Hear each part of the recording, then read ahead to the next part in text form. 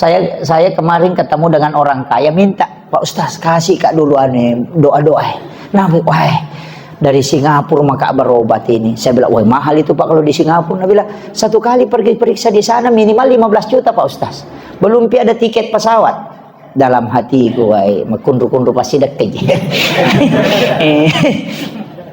Saya tanya, perbaiki dulu zakat. Bagaimana zakat? Nah, bilang, wah, Ustaz, karena bersedekah aja. Saya bilang, beda, sedekah itu sunnah, zakat itu wajib. Hitung dulu. Dia bilang, wah itu yang tidak aku tahu. Saya bilang, oh itu yang bawa ke Singapura.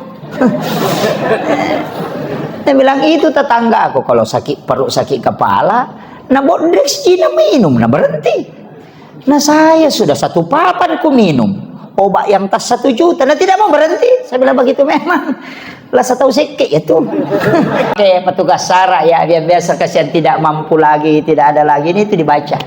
Itulah yang sejarahnya itu ketika ada ular di bawah batu itu yang tidak bisa keluar. Kemudian dibawakan makanan oleh burung dan semut yang kasih masuk ke dalam. Itu doanya itu. Subhana man halakani walam yansani minar rezeki. Jadi itu sikirnya ular. Nah, orang yang mengatakan ulakut tuh karena dia melilit di bawah batu tidak bisa keluar. Tapi dibawakan makanan. Nah, itu.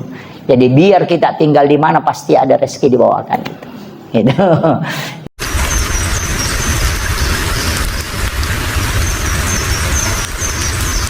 Assalamualaikum warahmatullahi wabarakatuh.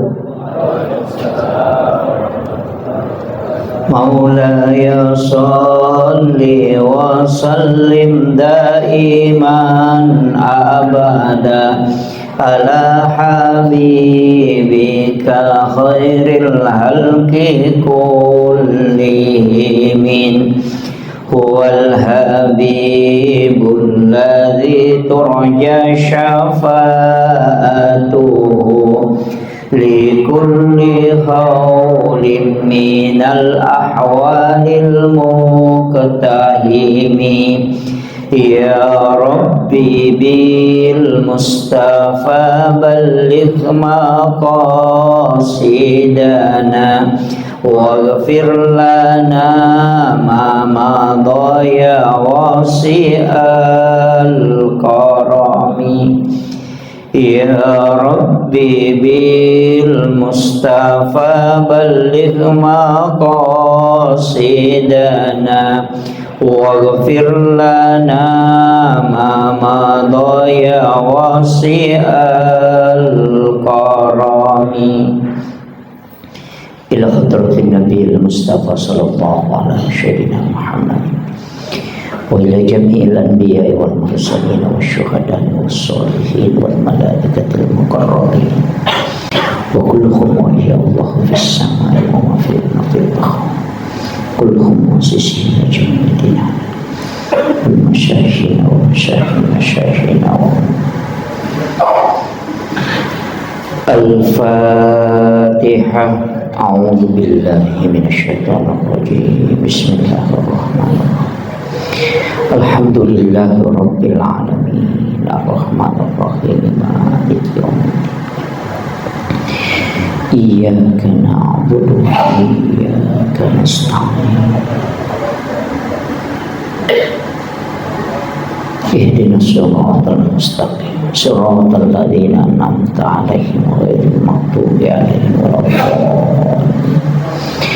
Amin. Allahumma nawwir qulubana wa quluba jami'i man khadara fi majlisina hadza bi nuril ma'rifah wa ilmil muqasyafah wal basirah wal iman wal islam. Ya Fattahu ya Alim iftah qulubana wa qulubahum futuhal arifin. Rabbana iftah bainana wa baina qaumina bil haqqi wa anta khairul fatihin. Amin amin ya rabbal alamin. Hadratul muhtaramin wal muhtaramat ikhwanu fillah, sidang jamaah subuh yang insyaallah dirahmati dan dimuliakan oleh Allah Subhanahu wa taala.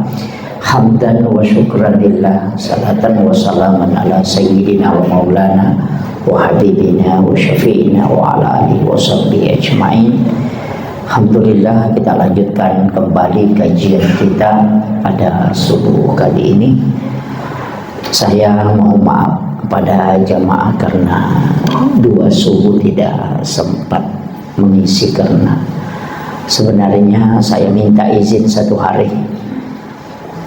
tapi karena pesawat memuju itu digeser ke Makassar dan dimajukan jadwalnya, jadi saya tidak bisa ambil 1 hari karena perubahan jadwal penerbangan.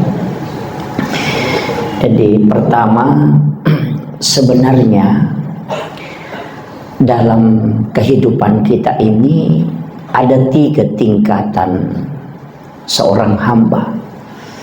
Yang pertama adalah Islam, kemudian yang kedua adalah iman, kemudian yang ketiga adalah ihsan.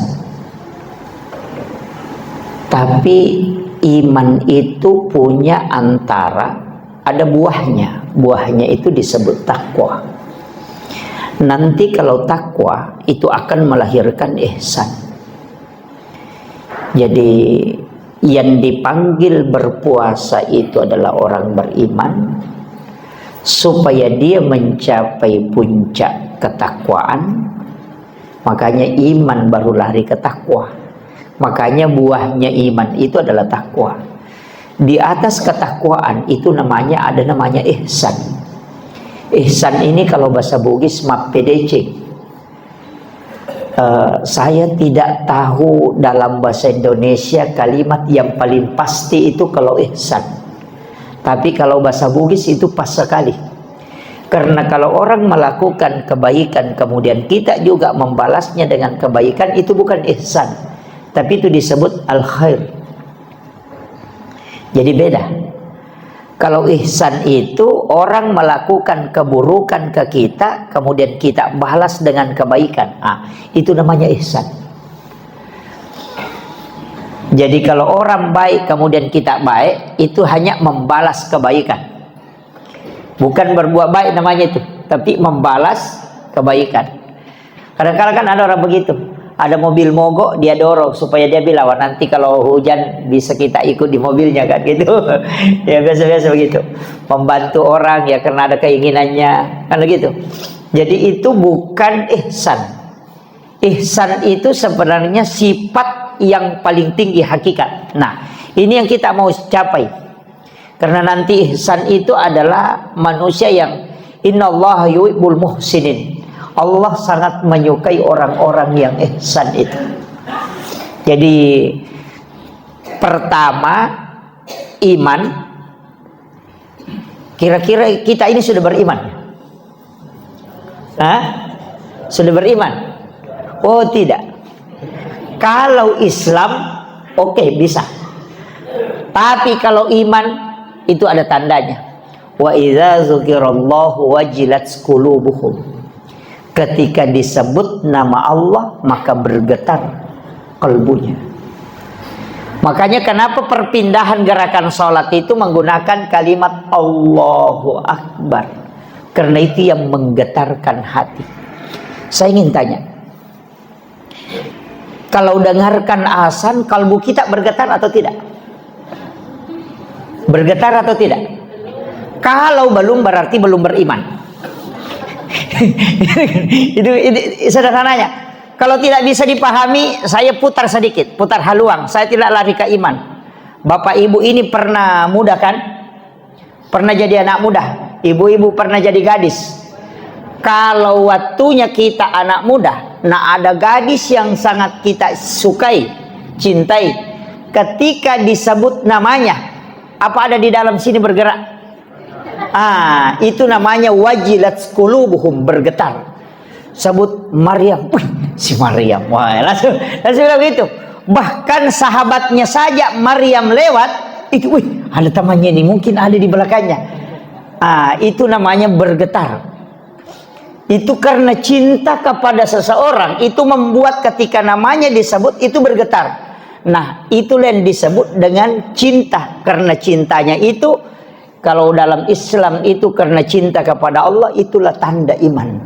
Makanya kalau orang mengatakan Allahu Akbar, nah belum bergetar di sini, itu belum beriman, baru berislam.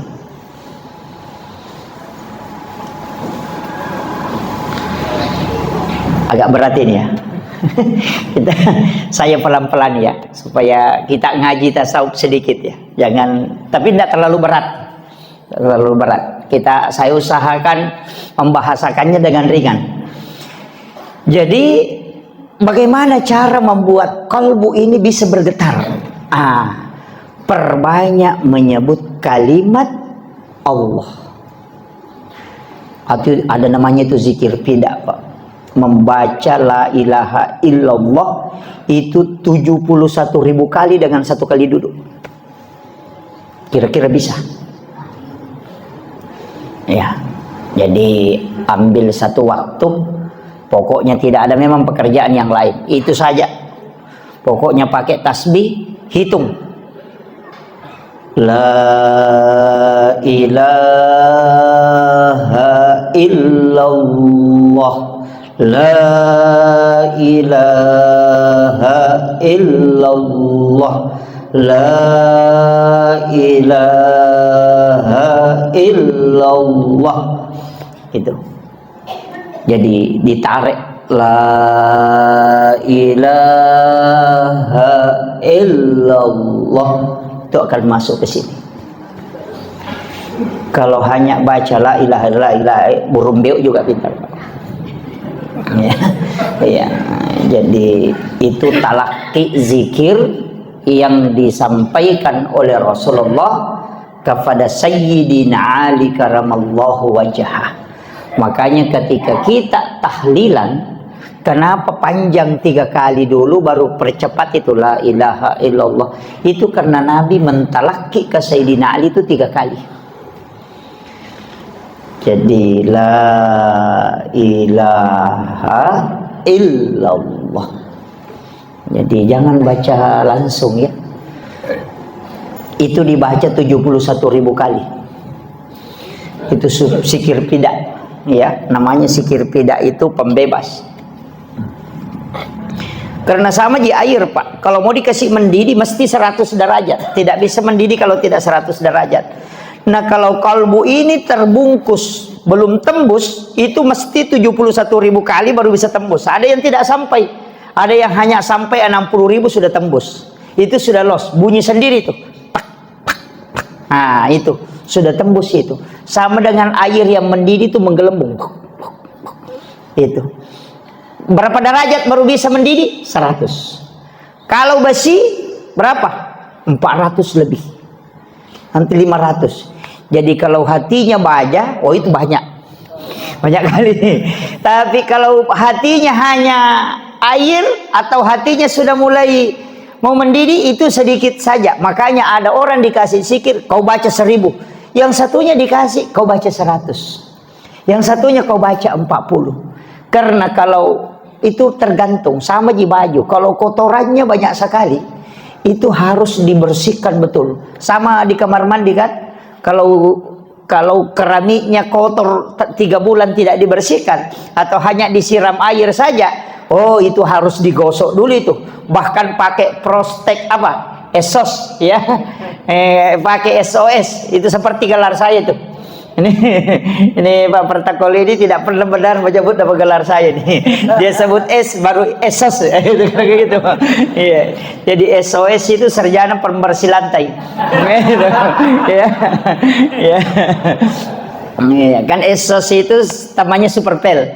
Jadi makanya itu untuk membersihkan itu harus pakai alat. Nah, alat yang paling bagus untuk membersihkan kalbu, untuk kasih tembus, itu 2 zikir. La ilaha illallah, turunannya itu adalah Allah, kemudian turunannya lagi hu, kemudian turunannya lagi Jadi itu. Jadi kita baca la ilaha illallah ya. Tapi itu harus tenang. Tidak bisa kalau sambil menjual la ilaha illallah gitu. Makanya memang harus sambil sedikit waktu untuk kasih connect itu. Ya ini. Nanti koneksi sendiri itu. Nah, Kemudian ini orang Islam. Syaratnya Islam apa? Syahadat, sholat, puasa, zakat, dan haji bagi yang mampu. Saya pegang begini Pak. Kenapa ada ulama hikmah itu menyebutnya? Haji terakhir. Kalau orang tidak haji, ini mic belum jatuh. Kalau saya lepas dengan jari kelingking, ini haji.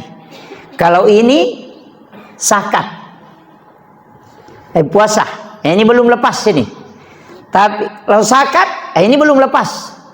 Kemudian sholat, ini sudah mau jatuh. Makanya dua hal tidak boleh lepas, syahadat dengan sholat, karena Islammu akan jatuh. Nah, makanya itu kalau pegang begini, kalau 3G lepas ini masih orang ndak haji, kemudian orang ndak puasa, ndak zakat, masih dibilang Islam. Tapi kalau syahadat dengan sholat lepas, pasti jatuh, maka gugur keislaman. Makanya syahadat itu kuncinya dan sholat itu kuncinya. Ya. Jadi, tapi memang dari rukun Islam ini, kalau haji itu tidak masalah, ya, hanya bagi yang mampu. Mampu itu bilang begini Pak, mampu itu mampu secara fisik dan mampu secara materi. Itu haji. Jangan sampai kita kumpul uang kemudian anak tidak dikasih kebutuhan karena mau naik haji. Oh jangan, berdosa kita itu. Jangan. Ada ibu-ibu itu kumpul uang bahkan tidak kasih belanja ke, apalagi kalau suami. Kumpul-kumpul uang mau naik haji, itu Anda tidak mampu, tidak usah dipaksakan. Yang paling parah, ada umrah dicicil, tapi tidak ada jadi mamuju. Ada. Wah, berangkat dulu baru bayar, pulang baru bayar. Oh iya bagus, saya mau kasih tahu, kalau meninggal di sana siapa yang tanggung? Nah, ini yang banyak tidak tahu Pak. Jangan. Justru berangkatnya itu berdosa. Membayar utang itu wajib, sedangkan melaksanakan umrah itu sunnah. Jadi kita mengorbankan kewajiban hanya menunaikan yang sunnah. Itu sama persis jual helm, jual motor beli helm. Itu persis sama. Atau jual HP untuk beli pulsa. Itu sama. Kan gitu. Jadi utang itu kan nanti menjadi kewajiban ketika mau dibayar. Kan gitu. Hanya menunaikan yang sunnah, kemudian berutang. Oh itu fatal gitu. Nanti kalau meninggal di dalam kubur, Nabi bilang, saya sudah umrah. Malaikat bilang, belum lunas. Nah ini, mau apa? Ini nih. Makanya jangan Bu. Ibu-ibu, tidak ada jadi kalau ibu-ibu ya. Banyak. Wah ini ibu-ibu ini parah ini. Jangan Bu, jangan berangkat. Makanya ibadah umrah itu kenapa Nabi sangat mudahkan pahalanya, mudah sekali. Melayani suami dengan sempurna, kemudian suami merasa senang, maka apa kata Nabi? Itu mendapatkan pahala umrah sekali. Iya, makanya bapak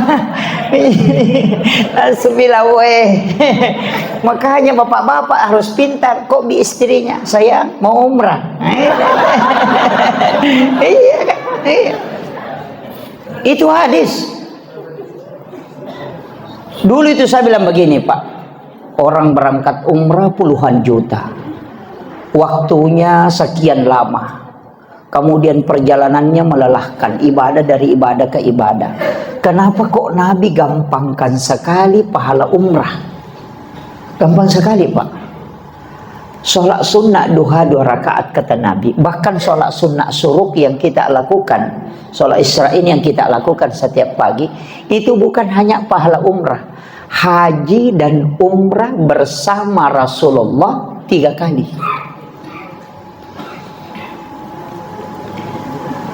Itu luar biasa Pak. Seandainya bilang saja haji dan umrah 3 kali, itu masih biasa-biasa. Tapi apa kata Nabi? Haji dan umrah bersamaku 3 kali. tamma, tamma, tamma. Sempurna, sempurna, sempurna. Ketiga kali itu sempurna kata Nabi haji dan umrahnya. Tapi memang berat, Pak. Sholat sunat suruk itu berat. Karena kadang orang sudah sholat subuh langsung kabur. Ada memang orang juga itu, Pak, sudah menghadap keluar sandalnya. Ya, sandalnya itu sudah dibalik memang begini. Nanti kamat orang baru lompat masuk. Assalamualaikum, assalamualaikum, langsung lompat keluar. Itu anak pertamanya iblis itu. Jadi iblis itu punya 9 anak, ada 2 cucunya, 1 anak angkat. Iya. Saya hafal betul itu. Iya. Jadi anak pertamanya iblis itu ada di orang yang berjamaah. Jadi siapa orang nanti iqamat orang baru masuk dan sandalnya sudah menghadap keluar, pas salam itu langsung lompat keluar. Oh, itu anak pertamanya iblis. Makanya kalau mau ketemu tunggu di depan pintu. Iya. Anak keduanya itu ada pada penjual yang mengurangi timbangan. Iya. Itu. Makanya kalau ada orang mengurangi timbangan itu ya, itu anak nomor 2-nya iblis itu. Jangan dibahas, nanti banyak yang kena. Nah, kita tinggal di anak berapa kira-kira ini? Kemudian, jadi ini penting saya wasiatkan, hati-hati. Sebenarnya Nabi itu sudah kasih kita bonus betul. Jadi Nabi itu sudah tahu bahwa nanti umrah ini menjadi orang berlomba-lomba. Dan orang yang sholat sunnah Isra itu dijamin haji dan umrahnya pahalanya dijamin. Kalau pergi umrah belum tentu diterima kan? Itu jadi parah. Makanya saya bilang sebelum berangkat itu perbaiki dulu. Siapa tahu ada tetanggamu tidak baku ngomong sama kamu, jangan berangkat. Nanti datang di situ bilang labbaik Allahumma labbaik. Allah bilang la labbaik lak, tidak ada yang panggil kau ke sini. Itu tetanggamu di sana kau belum baku ngomong. Ini penting saya nukan. Jadi pahala itu sangat mudah. Tapi pahalanya bukan syariat ya. Kalau syariat beda. Syariat itu lengkap. Kalau pahala itu hadiah yang diberikan.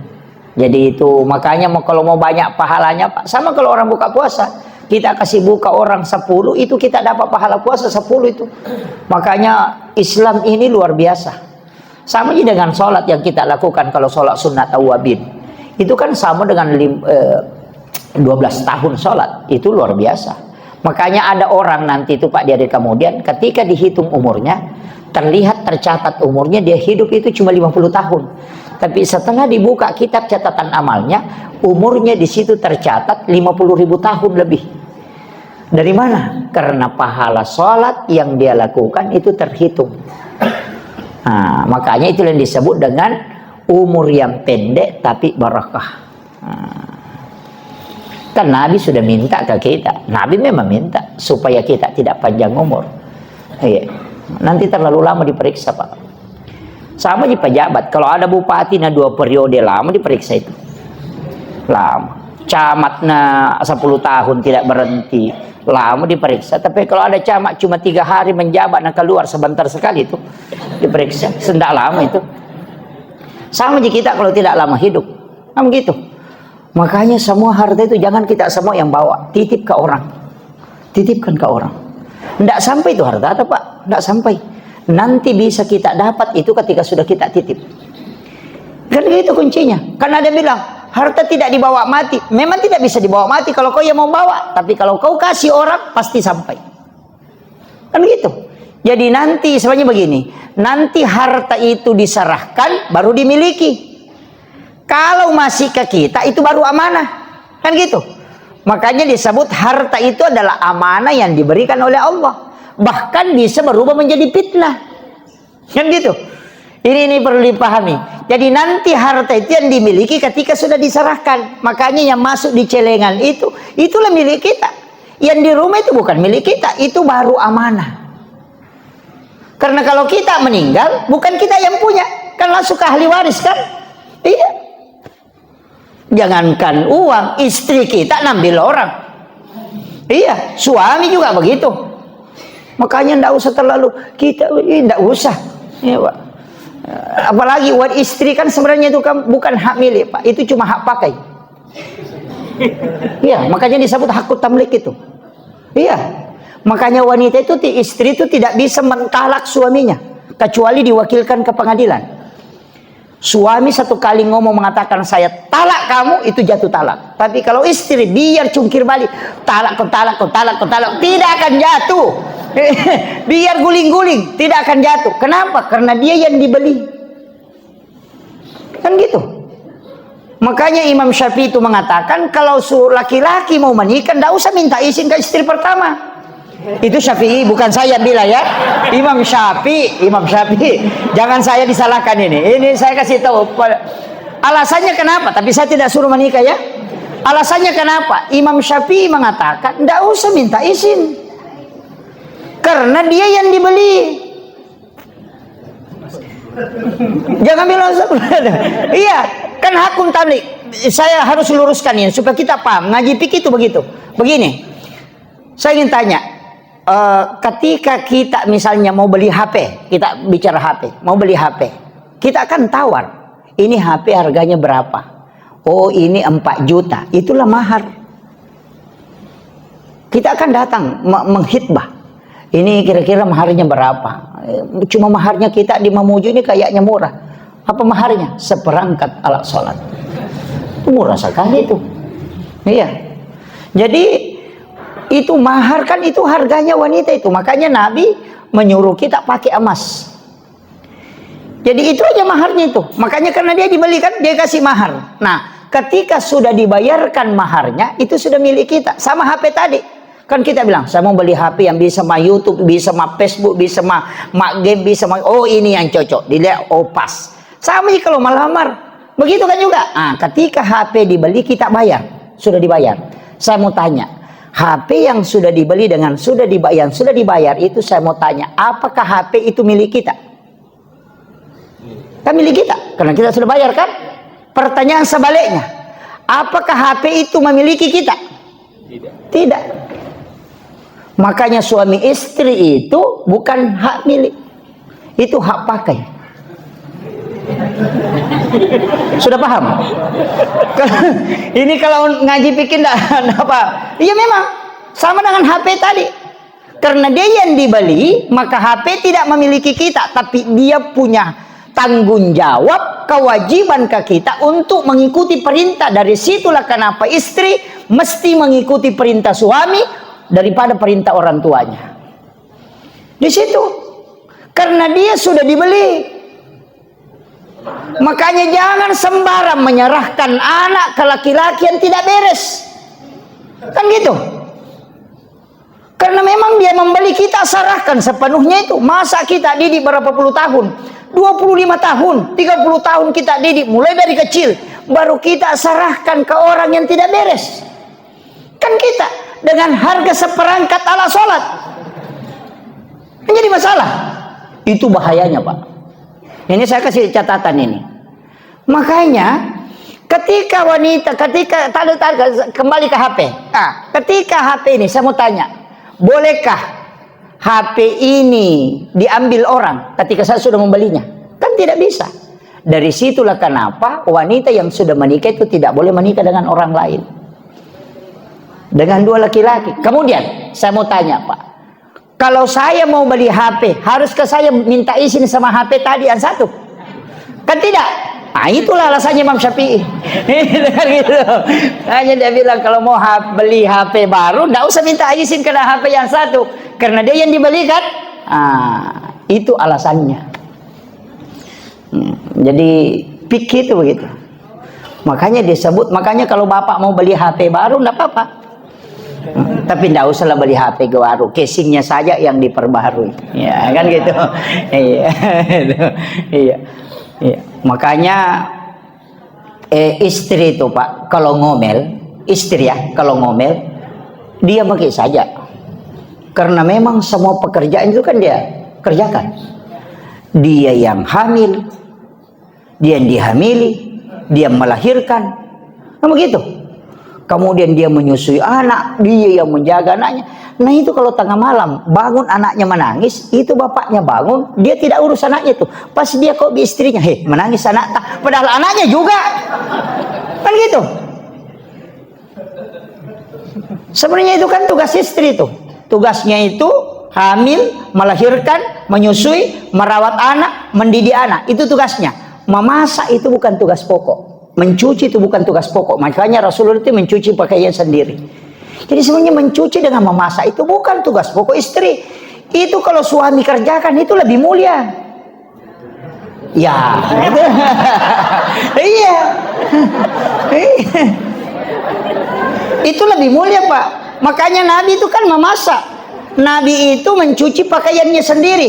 Nabi itu menjahit bajunya sendiri, pakaiannya, memperbaiki sandalnya sendiri, memerah susu kami. Itu pekerjaan, bukan itu pekerjaannya. Istri itu taat ke suami, kemudian yang kedua dia dihamili, kemudian hamil, melahirkan, menyusui, mendidik anak. Itu tugasnya. Itu tambahan, itu mestinya tugas suami itu, Pak. Memasak, mencuci itu, mengeringkan baju itu. Iya, belanja di pasar itu tugas suami itu. Mencari nafkah tugas suami. Iya. Tapi diambil semua istri sekarang kan? Mencuci dia tuh. Nah, itu betul. Itu katanya betul ini. Untung ada lantai 2, Pak, bertengkar seandainya di bawah ini. Iya. Iya. Itu kan diambil semua. Makanya kalau istri marah-marah, maklumi, paling susah pekerjaannya. Iya. Nah bilang ini perempuan, coba laki-laki, Pak, mau kita tukar pekerjaan sama istri tak?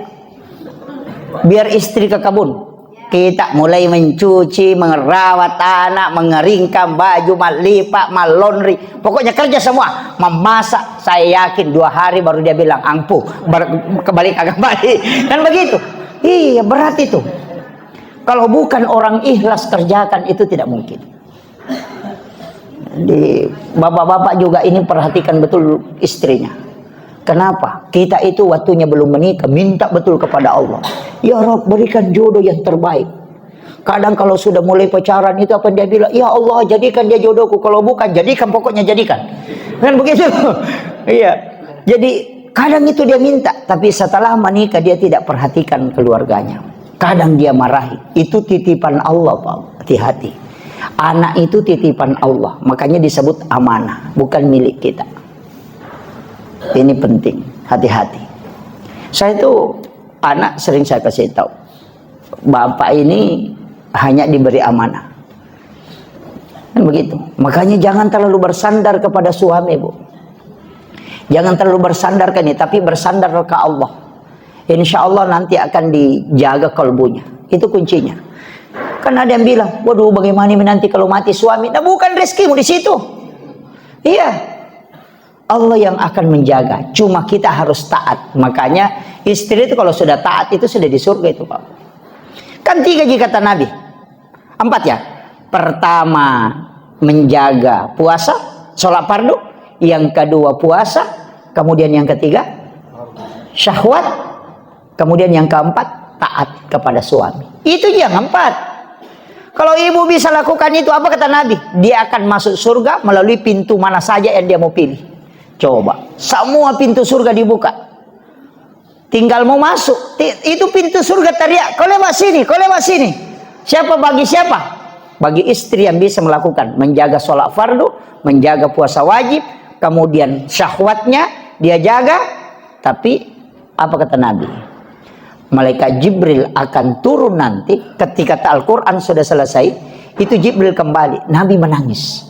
Dia mengatakan, wahai Jibril, apakah engkau akan masih turun nanti? Karena ini sudah Al-Quran, sudah sempurna. Apakah engkau masih turun ke dunia? Kata Jibril, saya akan turun nanti Muhammad, tapi di akhir zaman. Apa yang dia membuat turun malaikat Jibril?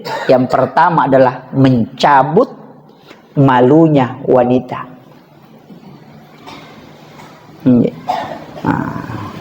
Makanya yang wanita itu yang titok gini goyang-goyang itu yang bahaya itu. Iya, makanya hati-hati, Pak Bu. Ketika wanita tidak bisa menjaga syahwatnya itu fatal. Kemudian ketaatan kepada suami. Makanya kalau ada janda, itu tinggal 3 baru dia selamat. Kan tidak ada suaminya.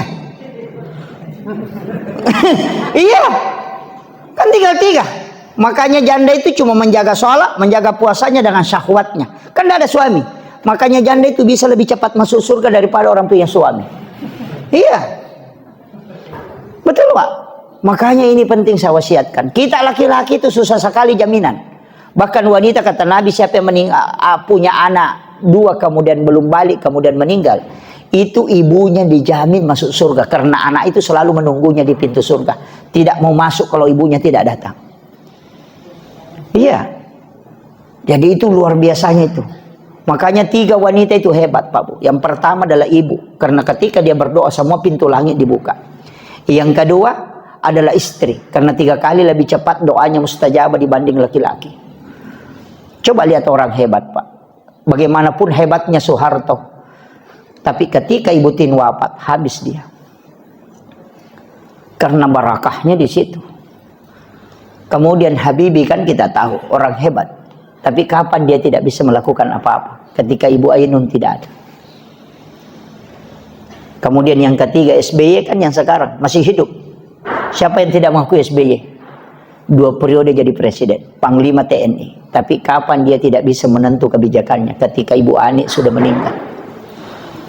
Itu hebatnya wanita. Karena doanya itu 3 kali lebih cepat dibanding dengan laki-laki. Makanya kalau ada kebutuhan, tak suruh istri berdoa. Iya, istrinya berdoa. Iya Bu.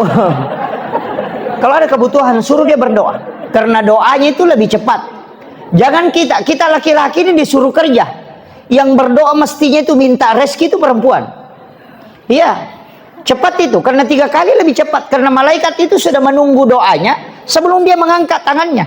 Dan malaikat itu bertasbih kepada wanita. Bayangkan, kata Nabi, kau menyiapkan saja air putih untuk suamimu, itu sama dengan pahala jihad. Itu hebatnya Pak. Ini perempuan kalau dia betul-betul paham tugasnya, itu masuk surga. Iya, itu kuncinya. Makanya kalau istri sudah berdoa dan tidak bisa diterima, tambah istri Pak, supaya banyak mendoakan. Itu. Iya. Iya. Langsung ibu-ibu di atas protes itu. Itu kuncinya sebenarnya. Kemudian yang ketiga adalah anak perempuan. Itu perempuan lagi. Siapa meninggalkan 2 atau 3 anak perempuan ahli ibadah, ibu bapaknya tidak disentuh api neraka. Bahkan Rasul mengatakan, jangankan disentuh api neraka, diperlihatkan api neraka pun tidak. Itu hebat. Ini.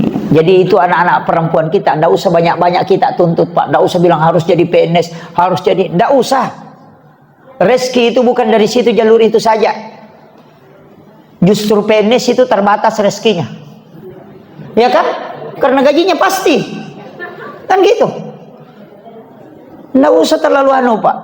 Makanya PNS sebenarnya yang gajinya tidak cukup 1 nisab, kemudian dia pencaharian pokoknya cuma itu, tidak ada tambahan, dan tidak cukup 1 nisab gajinya, ketika dikalkulasi dalam jumlah 1 tahun, atau dikalkulasi per bulan dengan mengikuti panen padi, maka itu tidak wajib zakat sebenarnya. Cuma ulama kita di pemerintah ini di Indonesia, di dalam hal ini Basnas, berusaha menjaga. Siapa tahu nanti harta ini kena zakat, makanya dia keluarkan memang 2,5. Makanya kalau dia tidak jadi zakat, nanti jadi sedekah. Karena sebenarnya pengeluaran itu Pak bukan hanya zakat, kan ada zakat, ada infak, ada sedekah, ada wakaf. Masing-masing beda ya. Kalau zakat kewajiban. Kalau infak itu harta, kalau sedekah itu umum. Makanya tersenyum itu sedekah itu. Tabassumuka fi ahika laka sedekah. Makanya kalau tidak ada uang, tak senyum ki saja. Ketemu orang, itu sudah bersedekah itu. Bahkan berjalan ke masjid itu sedekahnya tubuh. Ada yang orang lupakan, wakaf. Ini wakaf yang paling pokok Pak. Zakat itu kan memang kewajiban. Sedekah itu temporer, tapi wakaf itu yang berjalan terus. Iya, mestinya kita punya wakaf. Masa kita yang kerja setiap hari pontang panting, kemudian kadang ada yang kita mau makan kita tidak beli karena mau kumpul uang. Kan biasa begitu. Ada orang begitu, Pak. Pokoknya kumpul uang, kumpul uang.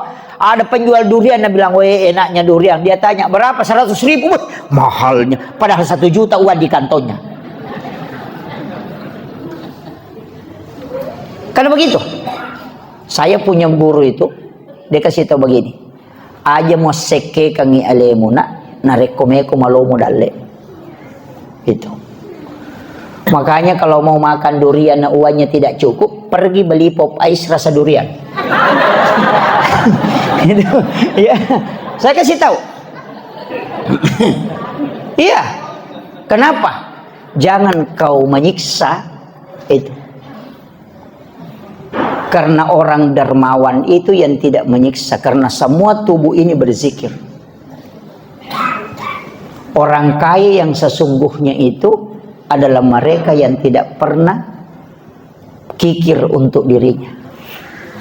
Ini kadang-kala kita yang bilang enaknya tapi mahal, padahal banyak uangnya. Itu. Ini penting saya sampaikan. Makanya iya, tapi jangan juga semua mau dimakan. Wah, itu jadi masalah.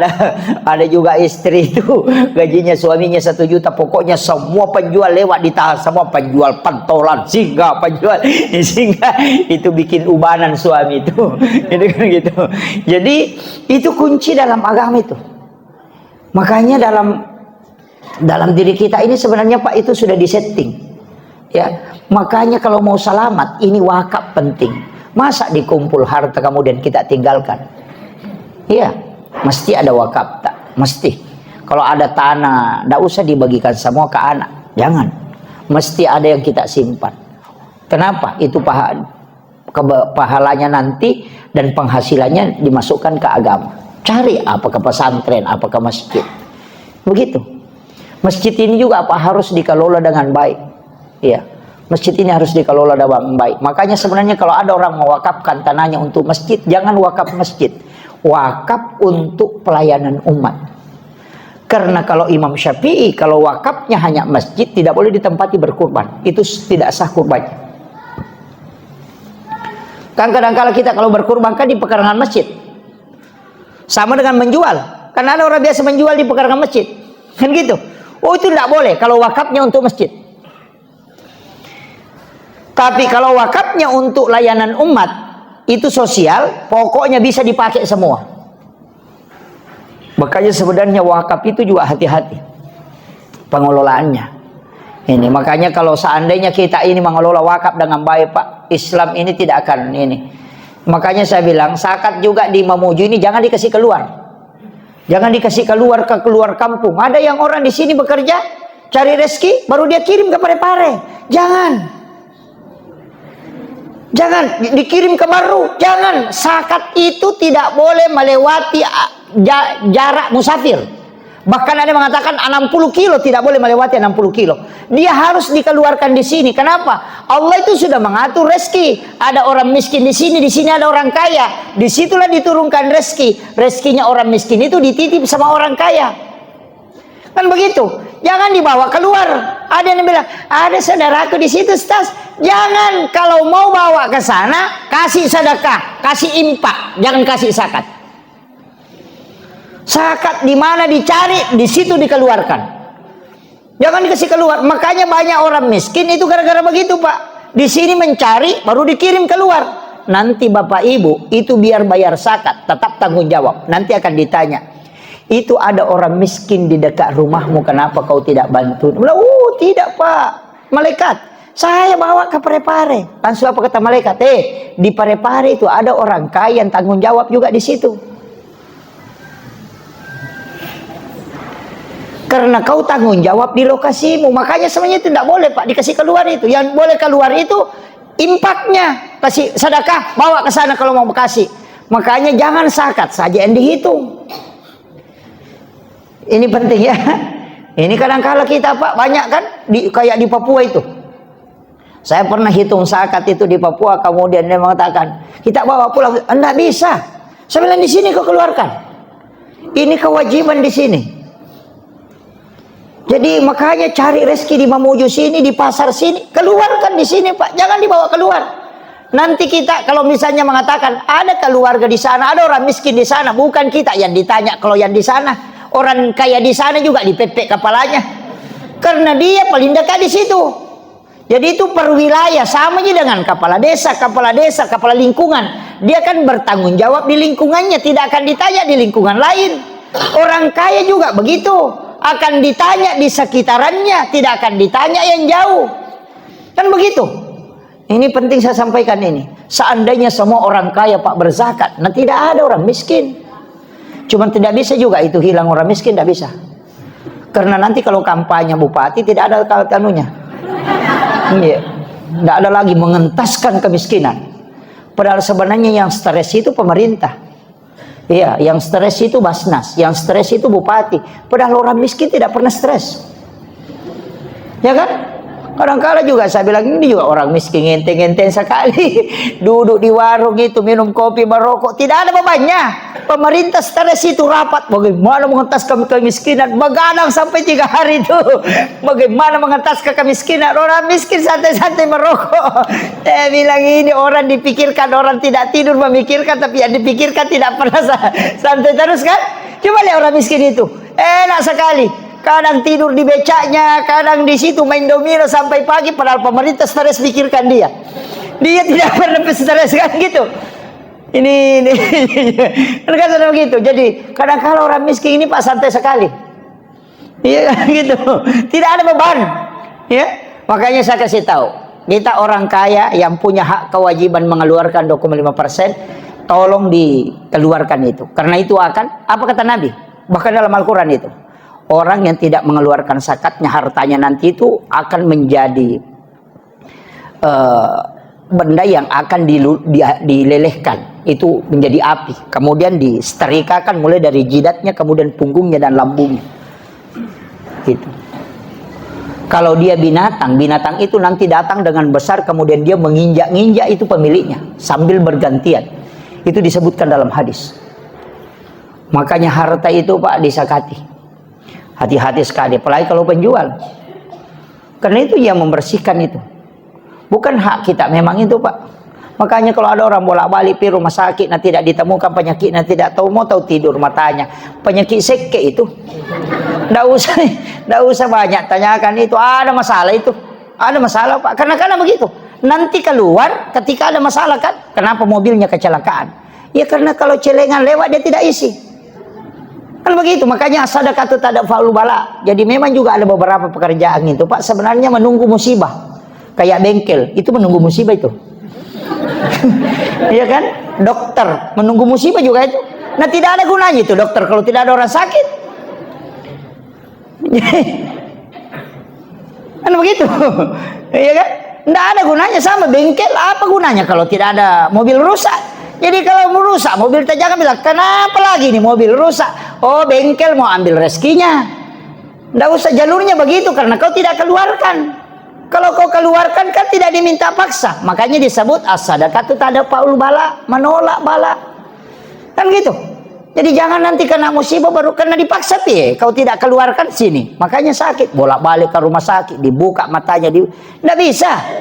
Tapi memang ada hadis juga itu Pak. Apa hadisnya? Rasulullah mengatakan, orang yang mendapatkan sesuatu yang melebihi dari haknya, maka Allah akan membukakan pintu supaya itu akan keluar. Tapi ketika ada orang dibayar tidak sesuai dengan haknya, kurang dari apa yang dia kerjakan semestinya, maka Allah akan menutup jalurnya supaya rezekinya tidak keluar. Nah itu begitu. Saya kemarin ketemu dengan orang kaya, minta, Pak Ustaz kasih kak dulu aneh doa-doa. Nah dari Singapura maka berobat ini. Saya bilang, wah mahal itu Pak kalau di Singapura. Nah bilang, 1 kali pergi periksa di sana minimal 15 juta Pak Ustaz. Belum ada tiket pesawat. Dalam hatiku, wah kundu-kundu pasti deket. Saya tanya, perbaiki dulu zakat. Bagaimana zakat? Nah bilang, wah Ustaz, karena bersedekah aja. Saya bilang, beda, sedekah itu sunnah, zakat itu wajib. Hitung dulu. Dia bilang, wah itu yang tidak aku tahu. Saya bilang, oh itu yang bawa ke Singapura. Dia bilang, itu tetangga aku kalau sakit perut, sakit kepala, nah Bodrex Cina minum, nah berhenti. Nah saya sudah 1 papan ku minum obat yang tas 1 juta, nah tidak mau berhenti. Saya bilang begitu memang. Lah saya tahu sikit ya tuh. Ya saya kasih tahu. Karena memang tidak keluar uangnya sekian banyak kalau hanya Bodrex na beli. Jadi dikasih penyakit yang tidak mau sembuh-sembuh. Kecuali obat mahal. Kenapa? Karena itu uangnya mau dikasih keluar. Karena haknya orang. Memang bukan hak kita. Cuma Allah titip ke kita. Kan begitu.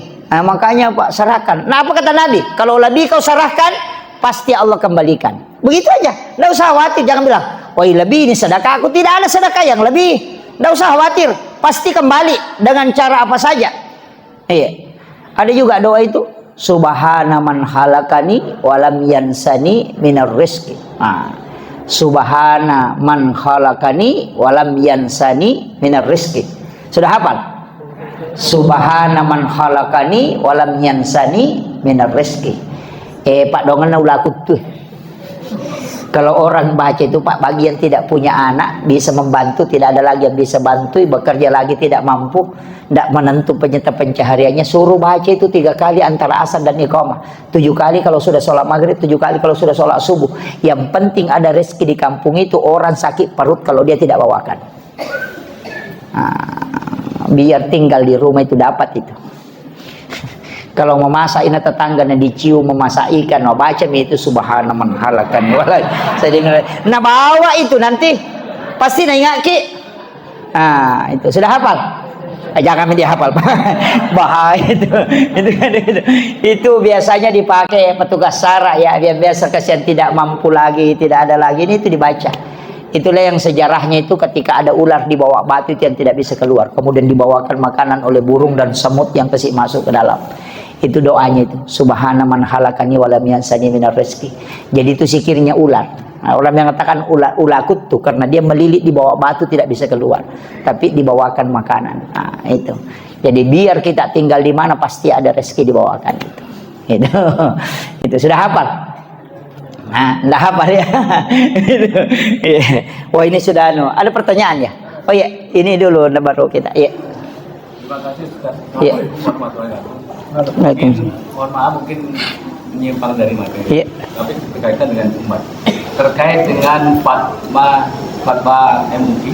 Iya. Di mana kita lihat sekarang posisi Palestina. Iya. Iya. Sehingga ada fatwa MUI menyatakan bahwa produk Israel dinyatakan haram. Iya, iya, betul. Apalagi sekarang penjelasan Palestina banyak. Yang sudah dari toko-toko. Betul. Penjelasan dasar. Lanjut, ya Pak. Ya. Bismillahirrahmanirrahim.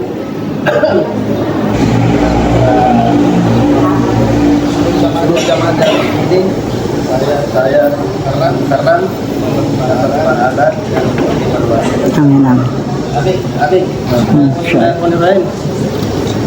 Ini kita tentang zikir la ilaha illallah.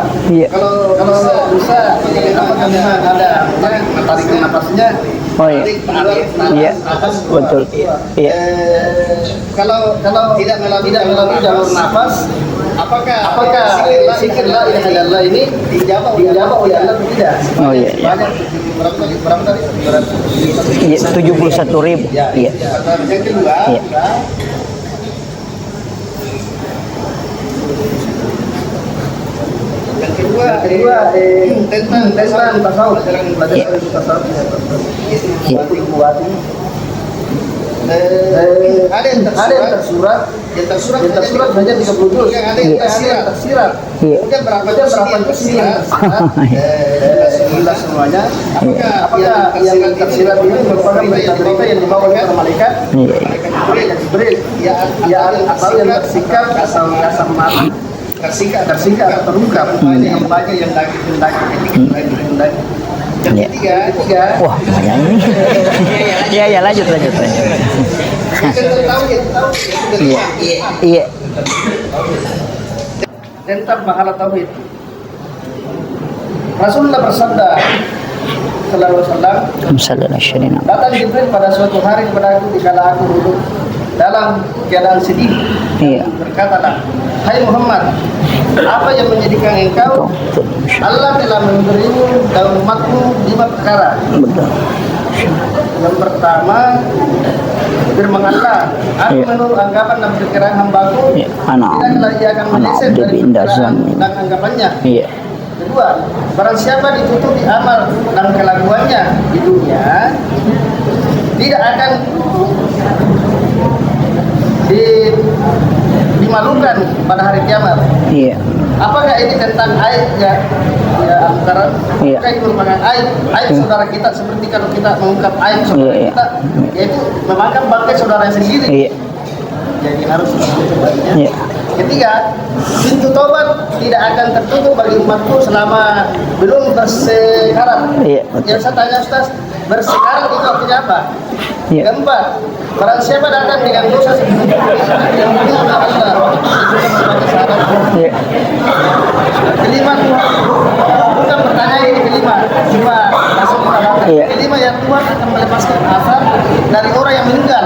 Iya. Karena banyak orang-orang yang hidup. Oh iya betul. Iya. Betul. Itu hadis, Pak. Iya. Pertama begini.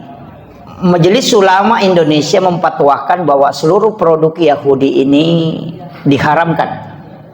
Itu supaya kita tidak membeli. Sebenarnya begini. Ada langkah yang mestinya efektif, Pak. Karena di Majelis Ulama Indonesia ini itu fatwanya benar, tapi tidak menjadi acuan karena tidak ada punishment. Jadi itu hanya perorangan yang bisa ini, tidak semua orang. Mestinya itu ini di kedudukannya ke pemerintah, seandainya bisa dia menjadi power kayak Darul Iftah. Apa yang hasil fatwa Iftah itu menjadi pegangan pemerintah. Nah di Indonesia ini kan tidak bisa. Dan kita ini dibawakan belanja. Di bawah ini masyarakat belanja. Mestinya yang di stop itu produk yang masuk. Kan gitu. Biar bagaimana ditahan di bawah. Kalau masuk terus pasti laku kan. Jadi masalah. Dan yang selalu diharamkan itu es krim, air yang perusahaannya di situ. Tapi mobil kan dari Yahudi. Kan gitu. Mestinya kan itu diblok. Kenapa bukan mobil buatan dalam negeri ini yang dipakai? Jadi kadang kita dilarang membeli produk Yahudi, tapi mobil dikasih masuk. Menjadi masalah, Pak. Jadi ini sebenarnya memang fatwamu itu tidak merubah hukum di pemerintahan. Dia hanya sebagai istilahnya bukan punishment, tidak ada hukumannya bagi orang yang melanggar. Fatwa dipatwakan rokok haram, laku terus. Gitu. Jadi memang tidak ini kan itu, makanya kita kembali ke kita. Ya paling tidak bisa membantu ketika kita tidak membeli produknya. Kan gitu. Ini yang tapi jadi masalah, Pak. Kalau orang Islam sudah beli, nah kita tidak beli, jadi masalah itu. Karena umat Islam juga dibikin bangkrut. Kan begitu.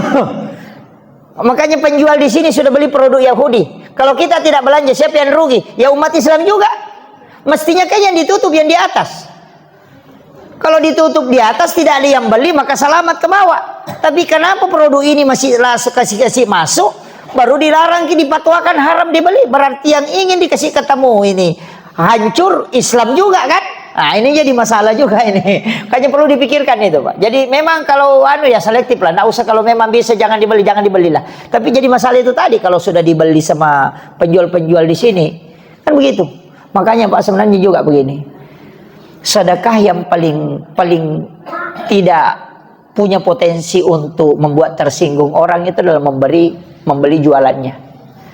Makanya sama jadi Indomart. Kalau saya, Pak, jangan beli barang di Indomart. Iya. Beli di masyarakat sini, karena kita bersedekah itu kalau belanja di masyarakat kecil itu. Jadi kalau kita beli barangnya kan di situ ada keuntungannya, dan itu betul-betul keuntungannya untuk mensekolahkan anaknya. Nah kalau kita beli di Indomart itu bukan untuk sekolahkan anak itu. Kan gitu. Coba. Penjual kangkung itu yang lewat kemarin saya lihat, penjual lombok itu dia bungkus-bungkus kasih yang dia baru dia angkat. Orang beli itu sudah sedekah itu. Begitu. Nah kadang juga kita kalau beli itu ditawar.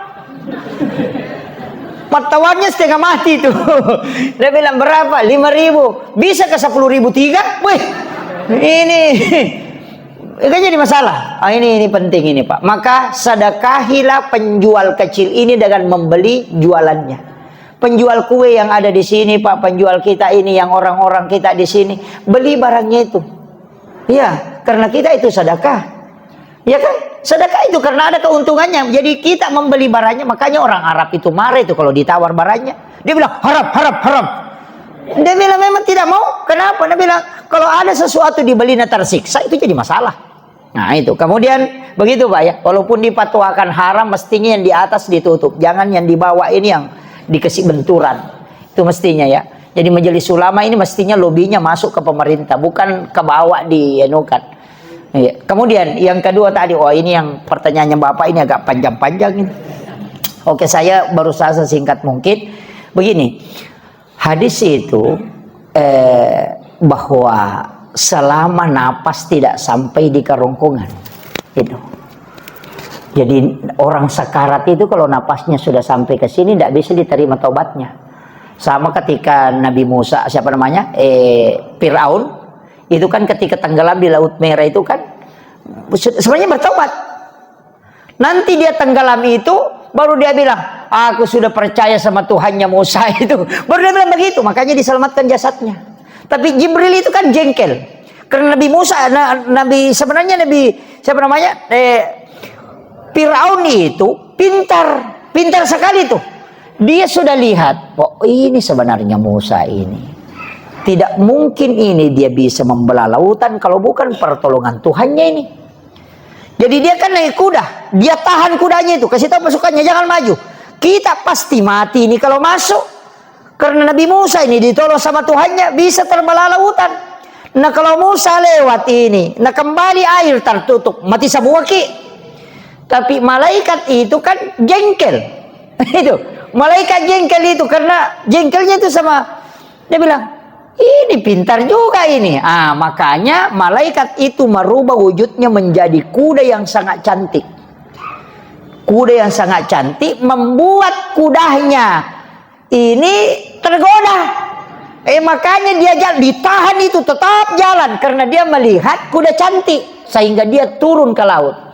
Itu karena malaikat itu Pak jengkel. Nah bilang, wah sekalinya tenggelam baru taubat. Bilang malaikat, ini lagi taubat. Nah mau mati. Nah ceki itu. Makanya hati-hati Pak dengan malaikat. Kalau jengkel itu. Iya. Jengkel itu. Makanya 2 kali itu di saking jengkelnya malaikat itu. Karena dia bilang, ini sudah tenggelam. Mau lagi selamat ini. Kan makanya malaikat itu jengkel sehingga dia ceki itu. Sehingga dia tidak bisa ngomong itu. Makanya ketika sudah tenggelam itu dan itu masih diterima Pak, makanya diselamatkan jasadnya. Itu. Jadi nanti kalau napas sudah di kerongkongan ada beberapa itu. Yang pertama ketika matahari terbit di barat, kemudian dia akan tenggelam di timur, itu doa tidak akan diterima lagi.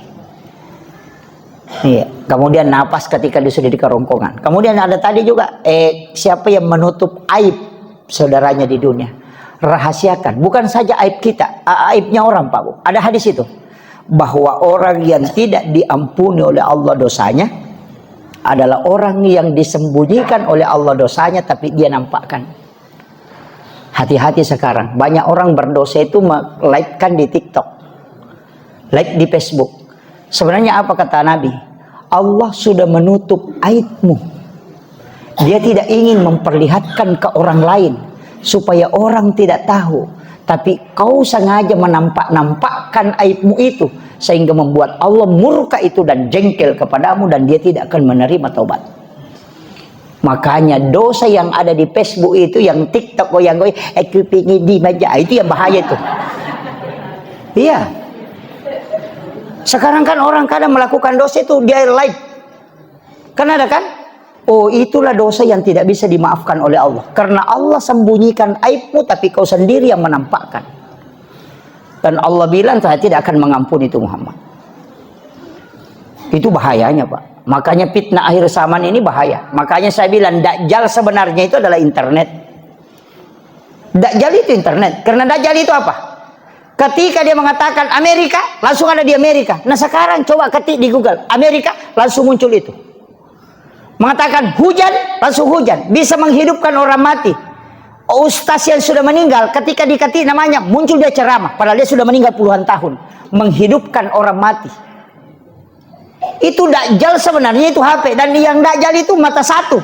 HP kan orang semua ke situ. Coba di bandara, tidak ada yang ngomong itu.